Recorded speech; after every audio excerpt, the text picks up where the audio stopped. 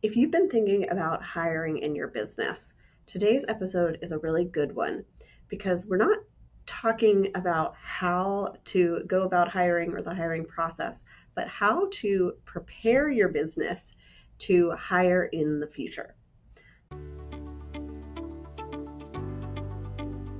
Welcome to Process to Profitability, hosted by me, Samantha Main. Process to Profitability centers on strategic processes that reduce costs while increasing conversions, productivity, and efficiency for creative CEO women who are growing sustainable, successful service-based businesses.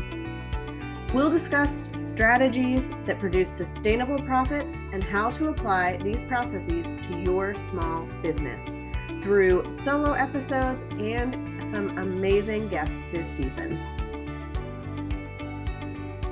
I'm talking with Liz Strong today about preparing your business for growth and for hiring. We talk about some of the tips that she has in order to start where you're at right now and looking towards the future of potentially building a team. We also talk about what kinds of questions you should be asking yourself so that you and your business are ready to bring on team members. And these are more high level questions about what you want to be doing in your business, what you want to be spending time on, and what you want your business to look like, than the nitty gritty details of how much you can afford and how do you find the right person. And then we talk about the order of hiring that might make sense for your business and where you should start so that you can get the most return on your investment in these team members and make sure that your business growth is going to sustain having people on your team. Liz of Lux and Vita is a website designer turned OBM where she manages the people, processes, and projects for your business. There's nothing she loves more than helping creative entrepreneurs build a business that works for them, not the other way around. She creates simple, sustainable systems that give you the freedom to grow your business while bringing consistency, organization, and fun to the things that weigh you down, even if you're not a systems person. Hi, Liz. Thanks for joining me today. Hey, thanks for having me. Super excited to be here. I read your official bio at the beginning of the show, but can you tell us more about your business journey and how you got to what you're doing today? Absolutely. So I started probably like 7-ish years ago as a brand and web designer, just like super new starting out. I came from a graphic design kind of corporate background. And so I just shifted into online space as a brand and web designer. After a while, realized that every single client I had when I was doing their website, I'd ask them like, hey, we got to connect your contact form. Where are we going to connect it? And they're like, I just used like the default one from Squarespace, WordPress, whatever it was we were using. And it just emails me. And I'm just like having these horrible flashbacks of what their inbox must look like. So I would always like suggest, hey, we need to move you into something like Dubsado, Honeybook, 17 Hats. And they're like, okay, I don't really know what that is. And I'm like, okay, I can set it up for you. And that's how I started to get into systems because people didn't know how to up level from a basic contact form. And now, as they started to have all these systems, they're like, I don't really want to run them. Can you do it? And I was like, yeah, sure. You know what? I really liked working with you. I like your business. Why not? So I started to be their VA and kind of step away from doing brand and web design and really jumped into the VA world and had clients there. And then, long story short, I did a bunch of courses for someone. We had a giant operations group retreat, and she looked at me and she's like, so you are doing the work of an OBM at this point, and you're calling yourself a VA and you're charging VA prices. You need to stop it right now and go be an OBM. So I fired 15 clients that day and I haven't looked back since. Awesome. So, what kinds of businesses do you work with now, and how do you work with them? Yeah, so primarily I work with brand and web designers, copywriters, and email strategists because that's my background and that's where I personally came from. I understood their business. I primarily work with clients on an ongoing basis, but then I also have a little kind of a one-time little 2-hour intensive called the Implementensive. So it's intensive and implementation merged together in a fun way. So it's just the short little work one-offs for when people just really need to like just get stuff off their plate, get it done, and then in a more ongoing capacity when they really need someone to actually come in and be there long term. I love that you found your niche in the things that you were already doing. And I think that speaks to the power of having a specific niche, is that you Mm-hmm. understand really well what kind of systems they're going to need, what kind of emails they're going to have, how all of that's going to work. Because you've done it and because that's the type of clients you work with, you can give them some of that strategy even without diving deep into their business. Absolutely. Yeah. That's one of the things I love. I've seen the different sizes where it's just you, yourself, and I rocking it, but also when there's people who have a team of 8 to 10 or more, they all have very similar workflows, no matter how big or small, because the same process, all that really honestly changes is how many people are involved in the process. Doesn't matter if it's just you or if it's a big team, there's small deviations along the way, but for the most part, it's like pretty much the same and in a nice way. At least for my systems brain, it's predictable. When we're in our own business, sometimes it can feel like, oh my goodness, I'm sending these people so many emails, or there's so many forms and it's all over the place. But because we have not seen how other people's businesses work, we don't realize that everybody has to send a lot of reminders and everybody Mm-hmm. has to gather a lot of information. Because it was so helpful for me when I got my brand redone to go through my brand designer's process and be like, oh, I really like how she did this. And like, I can add some touch points to my business, seeing how somebody else has done that system. And I'm sure you help your clients with that too, of saying, okay, there's some missing pieces here that could be really helpful because you have seen it work for other people. Yeah, absolutely. And that's where I think having niche down so intensely for the type of people I work with, I know that there's like probably gaps in my system based on who you've worked with. Typically, you're sending this, whereas everyone else that I've worked with also sends all of these, and they actually see a better retention rate. They see smoother onboarding, they see better client experience because they've moved these different like steps up forward, added in a couple additional reminders, they've streamlined over here. It's so hard when we are thinking about our own business and we're like in our heads, and when we finally go and look at like, hiring someone else and you're like, oh, I could have sent that email. Oh, that is brilliant. I could totally do this in my own business. And when you start to hire other people, it opens your eyes to what you could personally be doing differently in upping your own client experience. Or maybe there was something they worded and you're like, oh, I have been dying to figure out how to word this one darn thing.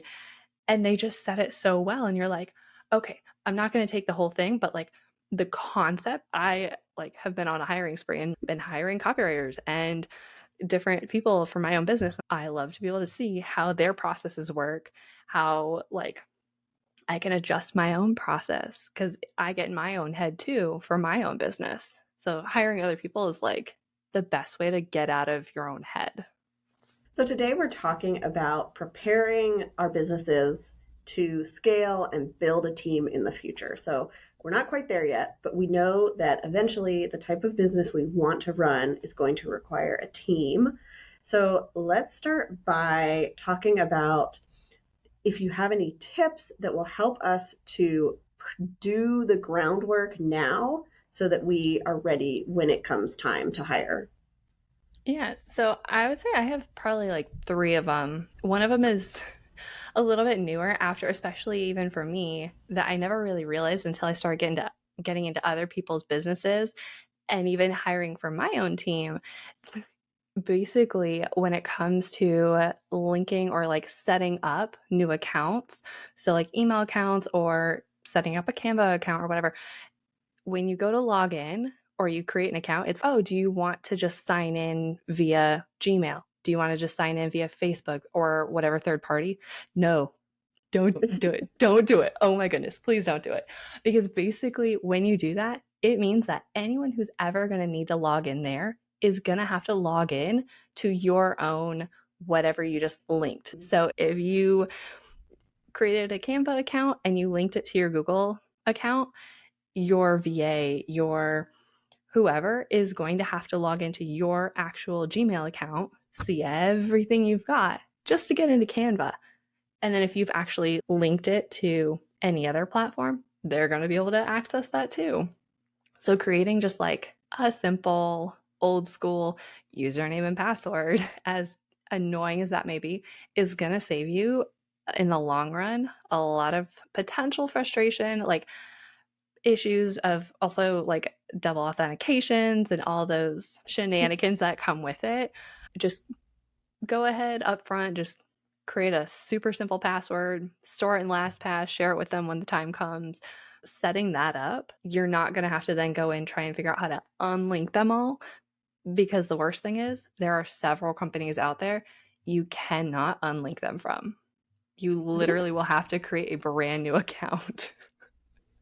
And I think a lot of times when we start out, we're not thinking of those softwares as, okay, I want to add team members. Some of them you can, some of them you can't, but usually you have to pay more. And so it makes a ton of sense to just set up a username and password, take the few extra like seconds on the front end instead of hitting that Facebook button, and it's going to Yes. make your life a whole lot easier down the road. Absolutely. Yeah. It's so much easier. And it's honestly the step between connecting them, because you still have to verify, and just creating a one-time login, like the time difference really isn't helpful. And potentially, if your Gmail gets hacked, that platform gets hacked. It's one of those things that you definitely don't think about until you start to realize, oh, I need to go give them access to this. And you're like, oh, I don't want to give them access to this. Yeah. And you're right with the two-factor authentication. That's such a pain that like you have to be available when they're trying to log in. It's hard enough for your social media manager or something who actually needs to use those logins.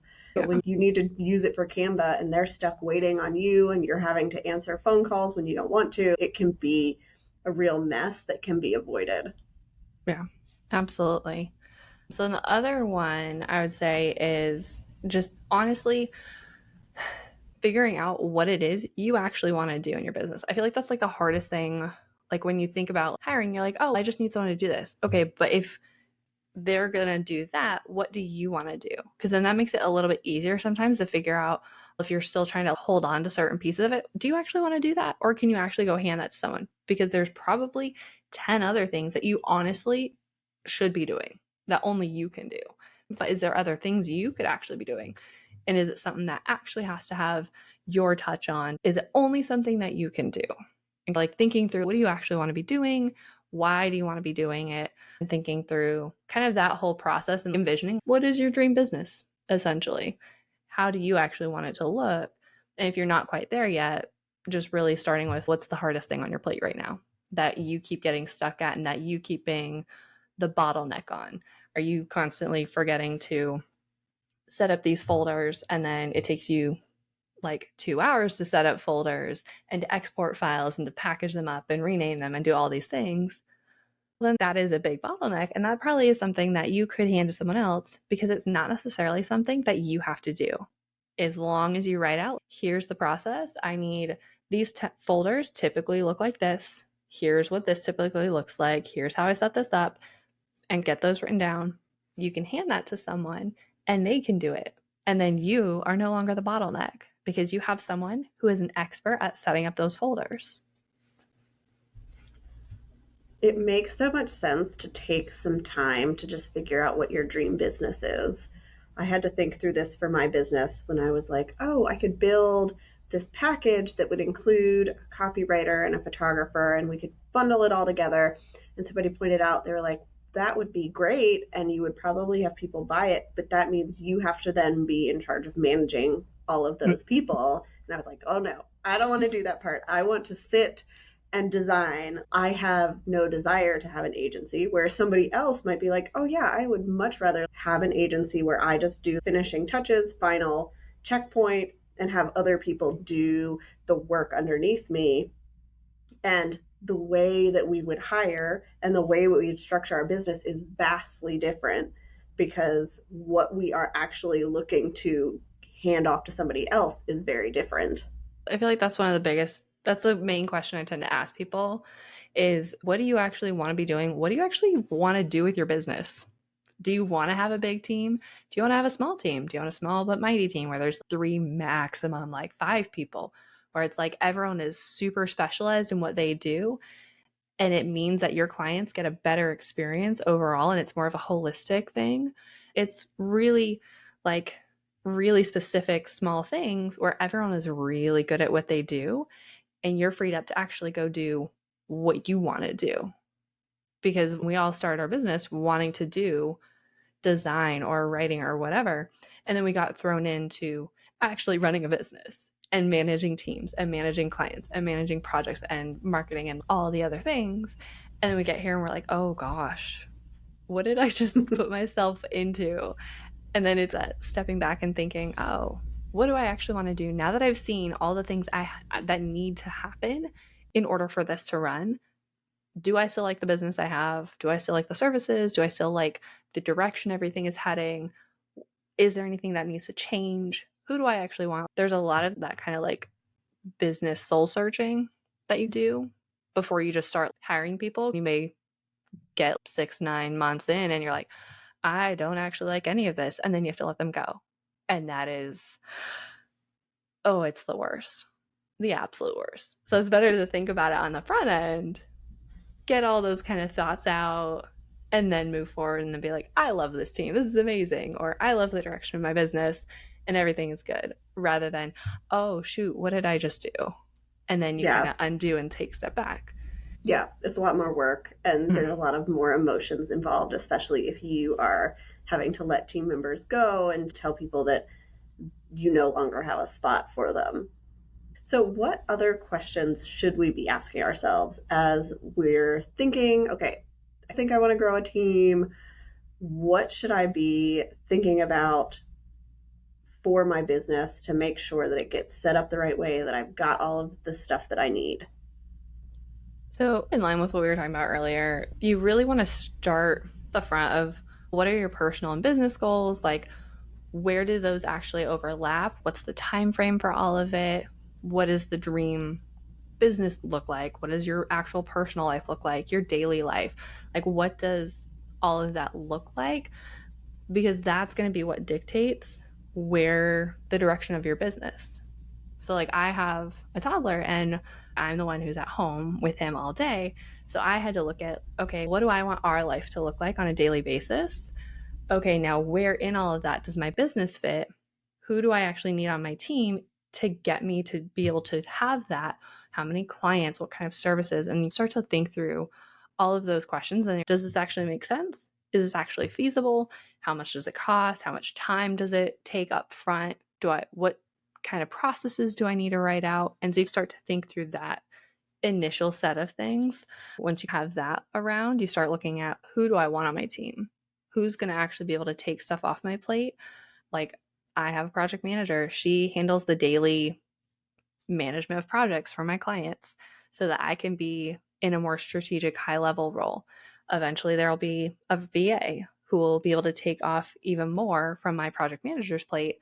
That's actually for VA work, like setting up folders for projects, sending out certain reminders, and like those things, and just thinking through how can I alleviate stuff that's on my plate that doesn't necessarily need to be on my plate. Then looking at my team member and saying, okay, what's on her plate that doesn't necessarily need to be on her plate so that it frees her up to do more things. I step down a little bit rather than stepping from a VA to a PM and up. I went high to low on that just because also it was the team member who made sense that way. But there's different ways you can think through that. And then, like the first question of thinking through what do you actually want to be doing in your business? I really love this high level stuff. Before, I loved like getting into the nitty gritty and like implementing stuff. And now I'm like, I love the strategy. And so thinking through as a person, where have you changed? Did you really start out loving creating the strategy for a website and then actually designing it, maybe coding it, maybe doing all of the nitty gritty details on it? And now you're like, you know what? I really just want to design the homepage and maybe like the sales page or something, and then have a team member take the rest of the pages based on those ones and design the rest. There's a lot of ways you can like break up how that is, but what lights you up? What makes you really excited about a project, and then what are the parts that like you're kind of like, yeah, they're necessary. Doesn't mean I necessarily want to be the one to do them. Is that something that someone else could do? And that would still give your clients value, give them a great experience with you, get them the end result that they're hiring you for. And does it take the work off your plate and make you more excited and not stressed out now that someone else is handling it? Because if it's something that stresses you out that someone else is handling it, it's probably not something to be able to hand off to somebody else. Yeah, I think that's where you have to innovate. And I loved your example there that if I wanted to take my BIP day and have somebody help, I could design the mock-up of the homepage like I already do and then hand it off to somebody who understands Squarespace and just say, okay, I want you Yeah. to implement this. I will check it at the end. Or if I want to build it all out, but I really hate the part where I have to check all the links and test all the screen sizes, I could hand that to somebody else. Okay. Our friend Coley had a lot of workflows, and she actually has her VA now do the basic setup, and she just goes in and makes it pretty. And she said, I never thought I would hand that out off, but I found that she can do that part because she has the system set up, because she knows the information, and then she gets to do what she loves and what her clients really hire her for, which is beautiful proposals that look really awesome. Yep. And that right there is a phenomenal example. And that's exactly what I've seen a lot of people doing is figuring out what parts are the things that only they can do. What are the things that they're like, you know what? I could actually hand this whole chunk off to someone else and there's no decrease in quality. And my time is freed up and I can now go do other things or nothing, or because I trained the person, I've had all the workflows and the processes written out, I had all the directions, instructions, everything that this team member would need to know. And then also, you can be the one to quality control check it to make sure, is it actually at my standard? Does it actually work? And so there's always that ability for you to step in and like tie the bow on stuff before it like heads out the door, but you're not the one actually in the weeds doing all of that. And for people who are listening who might have, they're in the wellness space and they're in an office, I think obviously we think of, okay, I'm going to outsource to a receptionist to take my phone calls and schedule clients. But there are also ways that, like, if you have to write up a diet plan for your clients, you could probably find somebody to do that part. Well, you still see them for their appointment, but that not the front facing stuff can be handled by somebody else. And you are just that gatekeeper for, is this up to the quality that I want? Does this fit all of the criteria? And then hand it off to whoever your client is. So they get the best experience because you're all coming into it fresh and excited and you're in your best part of the work. Yeah, absolutely. I love that example. There's so many different facets of that where the biggest question is, do you have to be the one to do it? Everyone's first thing is, yeah, of course it has to be me because they hired me. Not necessarily. Yes, they may have hired you for you, but depending on how you want your business, if you're trying to shift it, so you are maybe the face of it, but you do have a team behind you, like you can always adjust things so it's a little bit more team oriented. They just know like you are still going to gatekeep and make sure it is to the quality and the standard of things, but it doesn't have to be you. Because the other thing is, what if the team that you hire is better than you at what you did? It just makes your experience and the value that you bring to your clients that much better. If you can find someone to write something better than you, design something better, design something different, whatever you do, they do it one level better. That's amazing. That's even better because then you're hiring people who are true experts in what they do. And that just makes your own business better because they're bringing in something fresh, something new to your business, which just keeps elevating it. I always go back to what's the client experience? Is it really good? Because then they're going to come back. And then they're also going to refer people to you because they had such a great experience. They're going to want to come back and they're going to just talk about it all the time. They're like, okay, I did this. You have to go hire them because they did this amazing thing and it just blew my expectations out of the water. They delivered exactly what it was. They did it on time. It was X, Y, and Z. And that's what we all want, no matter what it is you do.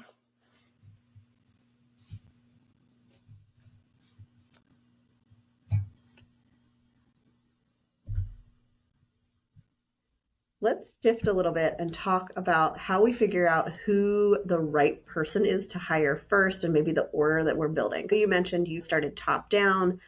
Is there a way that people can figure out what is the best path forward for their business?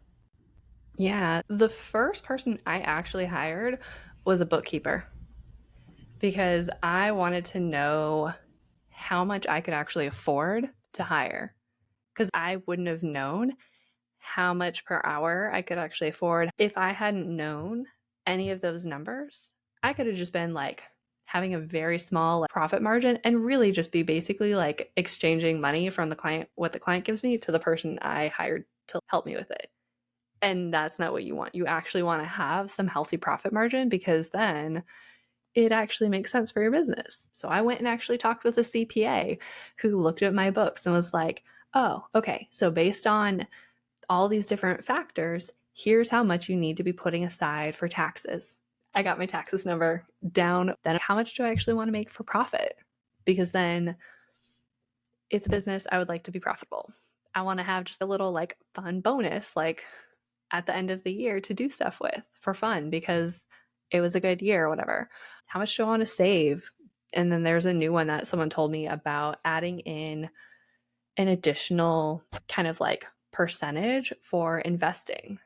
So then I could be putting aside even like 1, maybe 2% of what I make goes towards investing to keep building on what I have and treating it as something bigger than my own business and starting to build like a little bit of a legacy for that. Also, I hate numbers.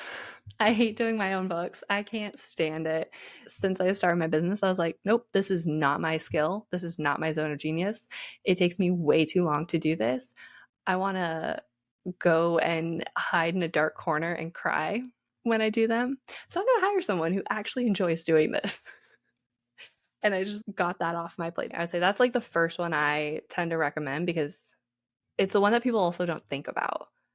But if you know how much you can actually spend, then you know like who you can actually afford and how many people you can afford.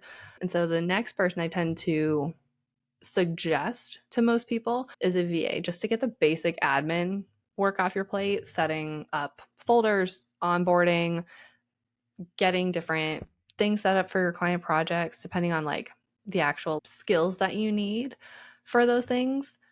I tend to just go get a VA who can handle different admin things, get that off your plate because it isn't stuff you need to be doing. Once you have written out like the whole process, you can hand it to someone and they can do it for a lot less than what your hourly rate is. So then from there, do another step up into a specialist. So that could be a copywriter, could be a designer. I'm an OBM. So I would personally hire a project manager because they specialize in my kind of industry and I can take a lot of the projects and things that I would be doing and hand it to them. So some of my clients will start to hire copywriters or they hire a junior designer to actually take off not like the big strategy work, but some of the smaller stuff. And then once you actually have that team rolling, you've got a couple people going and you're like, you know what? I don't want to manage the people. I don't want to manage the projects. I don't want to manage the processes. I want to actually go and do whatever it is you decided originally you wanted to be doing in your business. That's when I tend to say, okay, now is probably the smartest time to bring in an OBM who can manage your business, who will then manage the people, the projects, and the processes so that you can go do whatever it is you decided way back when that you wanted to do. Because now you're not managing all of those things. You're actually like hanging out in your zone of genius, spending the amount of time per day that you actually want to be spending, and you're just rocking and rolling while they're taking care of all of the other things on the more admin operations side. Yeah, I think that order makes a lot of sense. I've heard a lot of people say a bookkeeper is one of the best first hires because, yes, it's hard to let go of the finances of your business sometimes. It is some information you have to be willing to share, but it does not generally impact anything that you're doing with your clients or how you're running your business. It's handing off a task you don't need to be doing that's going to then give you a lot of information back that allows you to make decisions. And then I think it makes sense to then start with a VA, start handing tasks off, and then start building your team that can take things off your plate. And having an OBM come in once you've got a team established is probably a lot more helpful than having them come in first when there's, okay, you can set up my systems, but then there's nothing for you to do. There's nobody here for you to actually manage, or any projects that are coming in that need hands to make sure that things go to the right place. I know there's some people who tend to start with an OBM because they do also maybe specialize more. There's several of my friends who are OBMs who specialize in launches. That is not my thing. But because they do specialize in launches, they have an additional skill set that if that client needs launch support and they maybe have one other person, then it's perfect timing. Like, it makes sense. But for the things that I handle, like, it doesn't make sense. I need to have more people on the team who can take work off of your plate. You need to have a lot of projects coming in. I have someone who we tend to only work with 1 to maximum 3 people at a time. And that's over 4 to 6 months. And so there's a healthy gap between things. And so it's a little bit calmer. And then there's others who have VIP days or VIP weeks. And so they have a lot more clients coming. And so they're like, I don't want to manage all of that. I don't want to be keeping track of who needs to give me what. I don't want to keep track of making sure the team is on top of things. I just want to design it. That's what we'll do. We'll manage all of that. We'll take care of all of that. And so there's a couple of ways you can do it, but I tend to start small and start to scale up so that as you actually have momentum and you know that you actually need someone on a longer term basis, like an OBM, it makes sense. So making sure you actually have all those projects coming in is going to then also help you understand how much you can afford for each person and for actually paying yourself consistently and not just the scraps at the end of the invoice. I think we covered a lot today, and it gave people a lot of things to think about as they are preparing to grow their businesses. So where can they connect with you if they want to learn more, if they have questions, if they just want to continue this conversation? Yeah, so I tend to be on Instagram. I'm more in the stories and the DMs. So I'm over at Lux and Vita DSN. And then I've got some fun stuff over on my site at luxandvita.com/everything. Thank you so much for tuning in to this episode of Process to Profitability. I'd love it if you would leave a rating and review on Apple Podcasts to help others find the show, and send me a message to let me know, what is your process to profitability? You can connect with me on my website at lemonandthesea.com or on Instagram and TikTok at lemonandthesea.